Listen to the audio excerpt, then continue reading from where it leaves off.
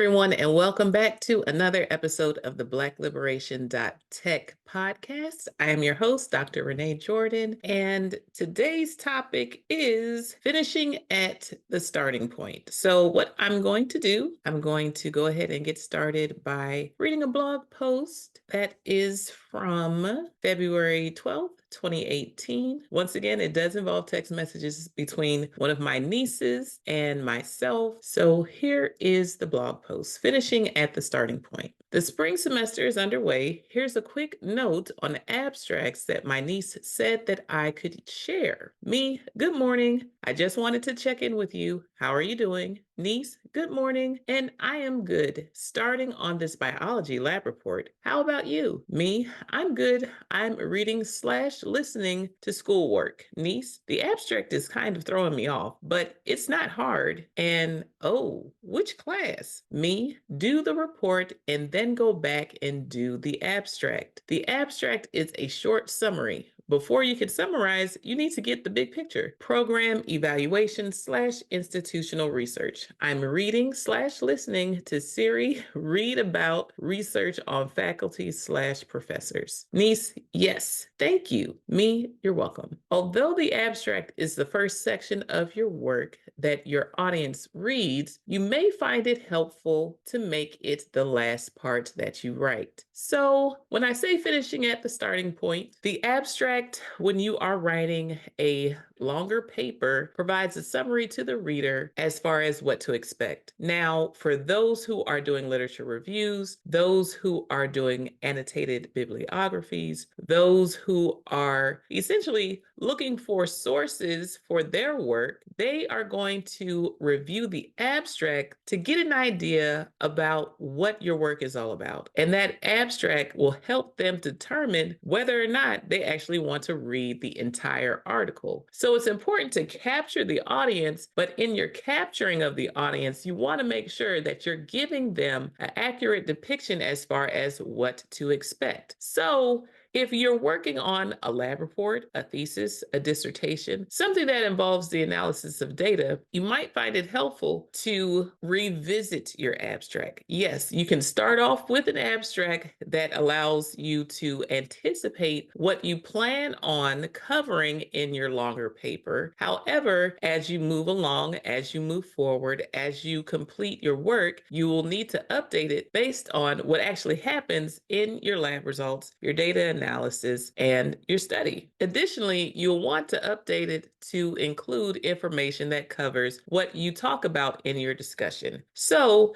if you're getting ready for a proposal, the proposal will talk about the issue at hand or the problem. It will allow you to uncover what questions you hope to answer and talk about what you plan to do in order to get to the answers based upon the methods of analysis that you plan on conducting in order to analyze your data. Now, for those of you who are writing a very long paper, it is okay to go out of order. What do you mean it's okay to go out of order? It's okay to start off with a literature review. That way you can determine where are the holes in the research that you actually want to investigate further. Yes, there has been work done on X, Y, and Z, but did they take a look at it at this angle? Based upon what you read and find in the literature, has the work already been done? That's something that you want to ask. So if the work has been done, are you interested in doing a replication study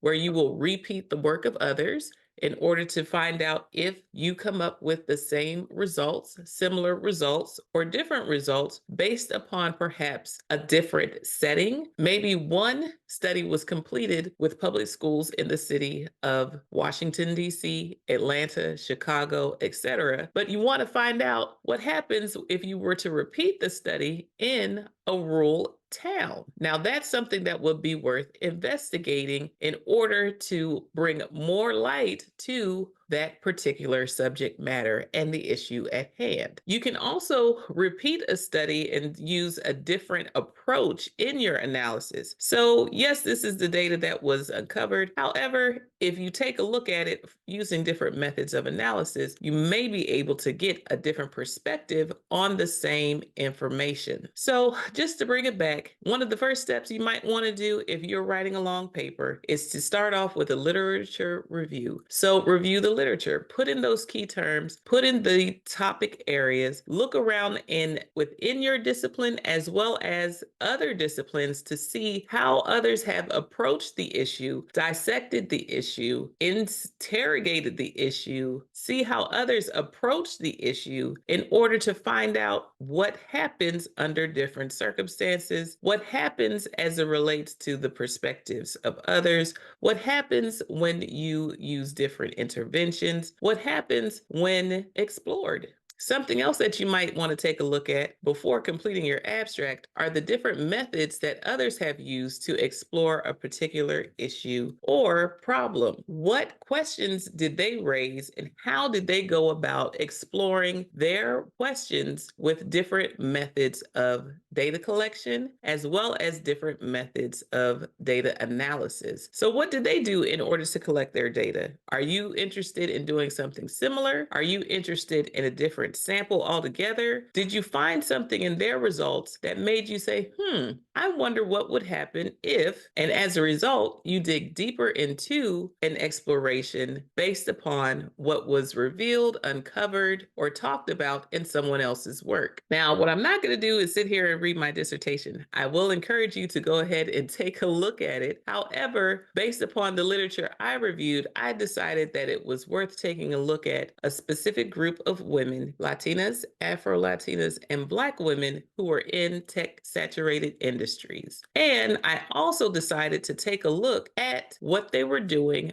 based upon an African philosophy. This combination was not something that was common in the ICT, Information and Communication Technologies field in which I am a part of. And as a result, I was able to add to the scholarship on digital literacies and technology skill development with this particular group in mind. My literature review was something that I actually did over the course of at least 5 years while I was in school, and it continued even after I started my actual project. Yes, I submitted a proposal, and I needed to update that proposal based upon the revisions that were requested and based upon what else I found as a result of doing the work. I needed to dig deeper to see what else was out there in order to help inform my study. As far as my methodology was concerned, that was something that I tinkered with once again over the course of 5 years of being in school in qualitative research classes, as well as while I did different proposals for the work that I was doing as a graduate research assistant. What tools was I using? I took a look at ethnography. That's what I came in wanting to do, but I realized that I would not have the time to dedicate to do a full ethnographic study.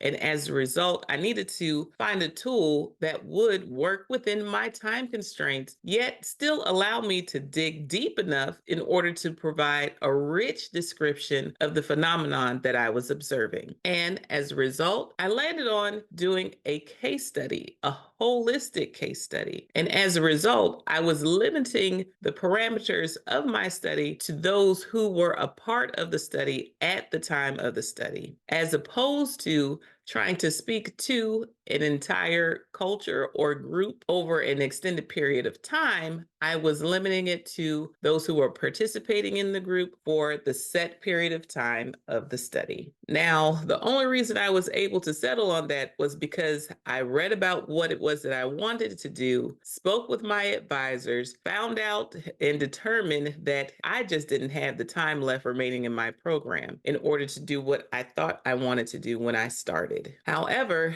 because I explored different methods of data collection and different methods of data analysis, I was able to think about what tools would allow me to get a rich study, a rich experience, rich data, and yet fit within my time constraints. So the literature review and the methodology were under constant revision as I move forward. Although I selected case study as my method of data analysis, I still needed to select other methods of analysis that I would use as tools within the case study to analyze the data. And those methods included doddering as well as poetic transcription. These methods of analysis were tools that I came across as a result of engaging in my qualitative research class, as well as attending the prospectus or dissertation proposals of others who were in the College of Education. By exposing myself to different methods of analysis, different methodologies, different methods of data collection, I was able to determine what I wanted to do for myself, and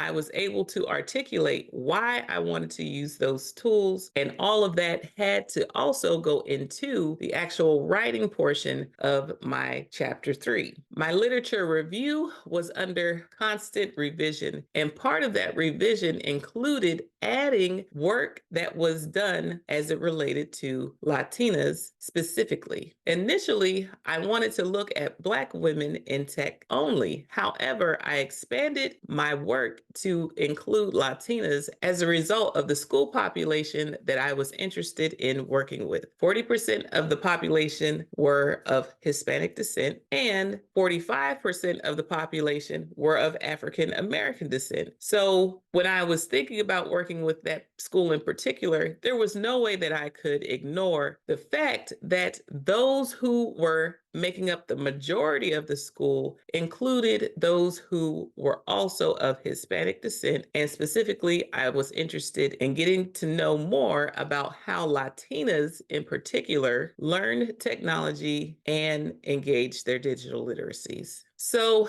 in short, my literature review was under constant revision because I was reading more about what was happening or what was already known in the field, as well as related fields as it related to technology skill development and digital literacies. I also had to expand my literature review to include what was known not only about Black women, but also Latinas. The expansion of my literature review allowed me to articulate even more so the need for the study because I was able to get a better view of what was happening regarding these populations as it related to the development of digital literacies as well as technology skills. The other portion of my dissertation that was also under constant revision was the introduction. Believe it or not, getting to the point is something that needs to take place as quickly as possible in order to inform your audience of the need for the study, what your research question entails, the background that is important to note as it relates to the issues at hand and why you want to do the work, and also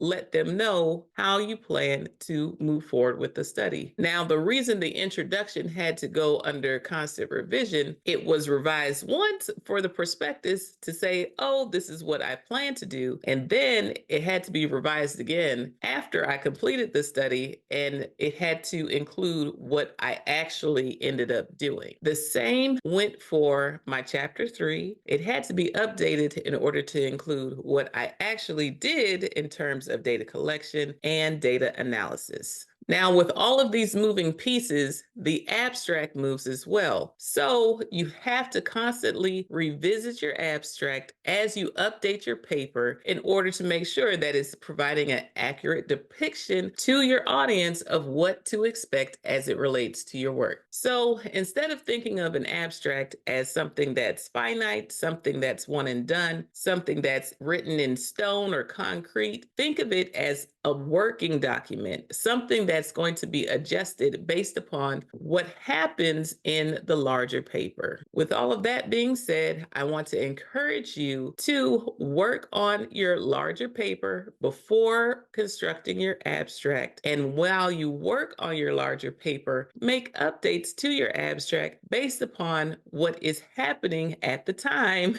with your work. This way, you can give your audience an accurate depiction of what to expect. This also means that your proposal abstract will look different from your actual final work abstract for those of you who have to provide a proposal before you do your research study. Your final abstract will include all the updates that you've made, and it will be written so that people will know this is what happened as opposed to what you plan on doing. Writing abstracts is something that is a good skill to develop. It's also something that will help you when you are doing proposals for conferences, as well as proposals for papers, as well as proposals for research, as well as proposals for grant applications. The abstract is a tool and a resource for both you and the reader. It is the short version of what is happening in your larger work, but it shouldn't be short just in the length. It should be concise. It should get to the point, and it should be rich and provide a good picture of what your work is actually about. So once again, I want to encourage you to treat your abstract and your paper like a working, living document, not something that's stagnant, not something that's set in stone, not something that's limited and frozen in time, but something that you can go back to constantly in order to update based upon what's happening in your larger work. With your literature review, continue to review the literature as you work on your work in order to get a bigger idea of what's happening. And then think about how you can talk about those different writings in your literature review in a way that explains why your work is important. Where are the holes? Where are the gaps? Where are the needs? Yes, this study covered this. This other study covered that. Where do you fit in the bigger picture? Why is your work important? It should tell a story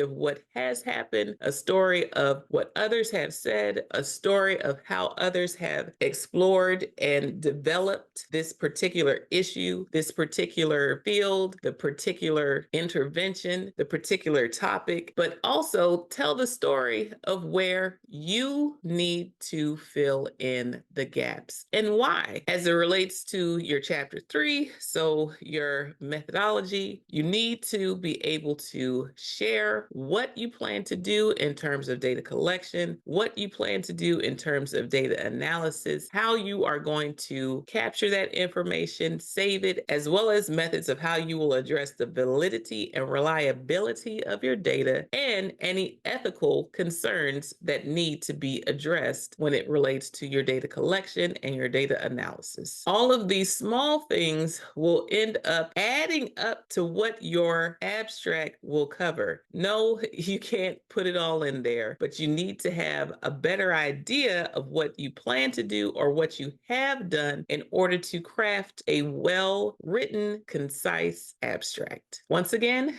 thank you for listening to another episode of the Black-Liberation.Tech podcast. I'm your host, Dr. Renee Jordan. Please feel free to like, subscribe, and share, and rate and review the podcast in order to make it more discoverable. Thank you. Until next time, take care. Bye-bye.